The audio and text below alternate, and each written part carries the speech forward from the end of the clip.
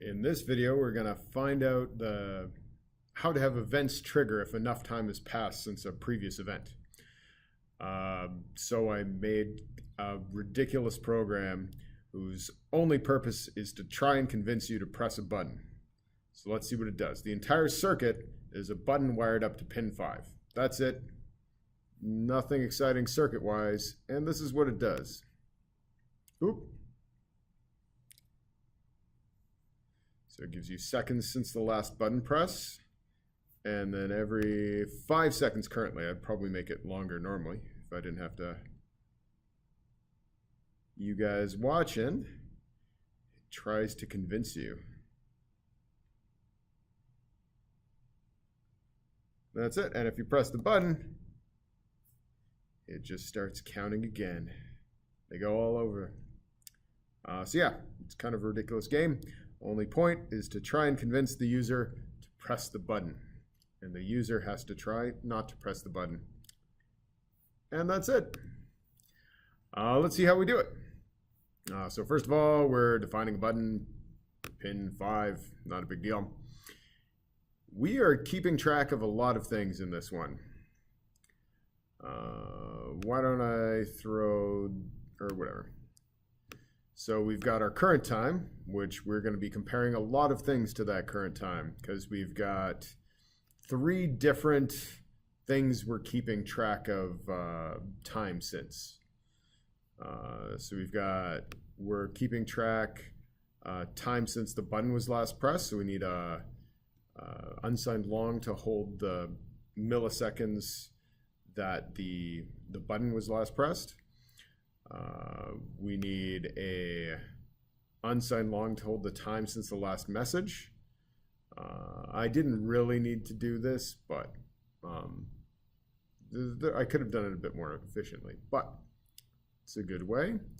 And here's a common thing. A lot of times you'll have an interval. It's kind of good having it up here. I didn't actually do that for the second counter, but right now it's waiting 5 seconds, 5,000 milliseconds each time to deliver a new message. So it gives the first message saying, hey, better press that button after 5 seconds, and the next one after another 5 seconds after that, and the next one another 5 seconds after that. This thing holds the current time since the button was last pressed, and this holds the time you last gave one of those messages saying, hey, it's been 1 second. It's been 1, 2, yeah, so time since the last one of those. And then we got a wait state. This is just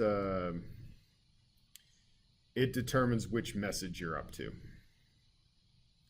So yeah, a lot of times with timing, it's great to have a current time variable because a lot of times you'll be comparing the current time to a bunch of different stuff. So why call millis a bunch of different times in the same loop iteration? That'll slow it right down. And then you need a few unsigned longs to hold the reference points you're counting relative to. Okay, and then these guys are just so we can check for the button press as before. We're talking to the computer at 9600 bits per second, and then we're setting our previous button state to what the button starts out as.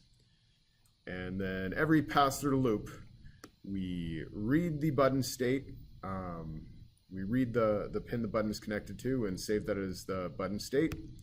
And we also set up our current time to the millis since the Arduino was last restarted or turned on.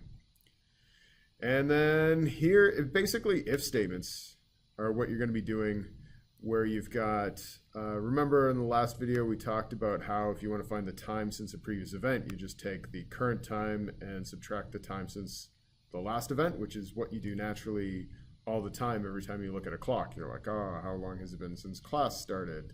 How long has this boring robotics teacher been talking?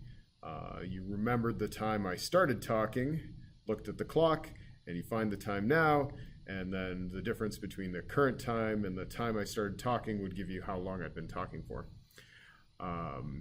So this, if the time that something's been going on, in this case, the time since you last sent a message to try and get the user to press a button, is greater than the interval you set up above. I did 5 seconds. You might want to do longer than that.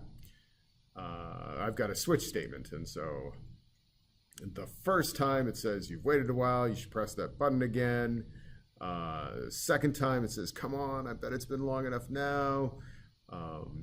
And notice wait state increments every time you hit this switch statement. So you cycle through the messages.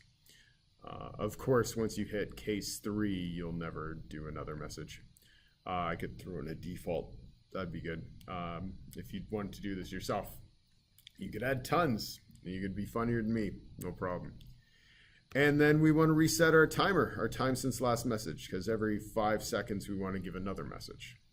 So that's what's going on here. This if statement is the critical part of all this. All this other garbage is just kind of fancy dressing.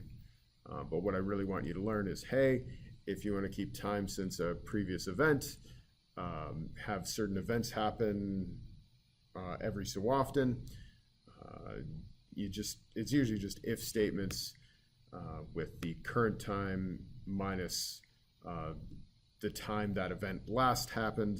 If that's greater than an interval, then make it happen. And inside that if statement, you generally want to reset the timer. You can think of other ways you could do it, but this is a ballpark programming pattern for it. And then this one, again, our standard, hey, if you just press the button, if the state's different than it was last pass through loop and it's currently high, means it must have gone from high to low or low to high, and it's saying if it's high, you just pressed it. So we got that one. So if they press the button, we reset everything.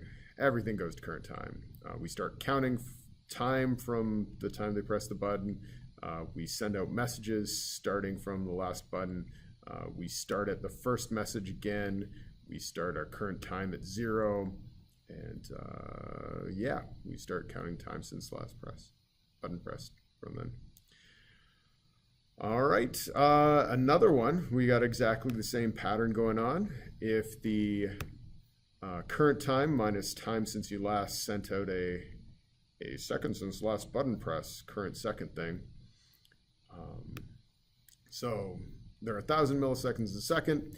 If the current time minus the time you last sent out a second message is greater than 1,000, so if it's been more or equal to a second, you better send out like, hey, it's the next second now. So this is what's counting up 1 second at a time. That's what's doing the 1, 2, 3, 4, that part there. It counts up a second, increments the current second, prints out what second it is, and then resets.